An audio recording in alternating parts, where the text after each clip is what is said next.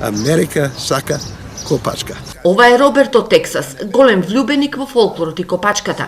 По професија е професор по математика, но докторирал на фолклорот и целиот свој живот патува низ светот, но последните години е редовен гостин во Македонија.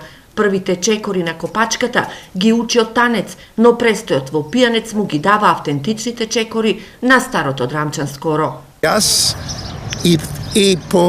и порано сакаш, ама и подобро сакам кога видим како се игра точно и баш да играм и не игравме.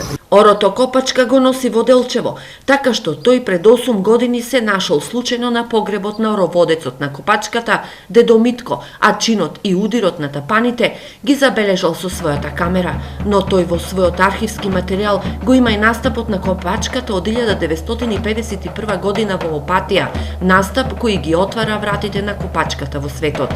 Од 1951 година во Опатија, каде и група Копачка беше тамо и баш имаев без звук, може 1 сат и по од играње. Копачката е душата на овој народ, вели Роберт, и за него е важно што ова оро е живо и сите сакаат да го научат. Баш интересантно дека луѓе ту уште игра. Тој е најважно за мене.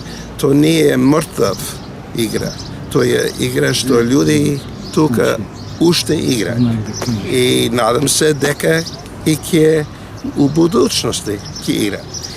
Инаку орото копачка како нематеријално културно богатство од земјава заштитено од ЮНЕСКО продолжува да се промовира на меѓународна сцена, на тој начин освојувајќи ги влюбениците во фолклорот.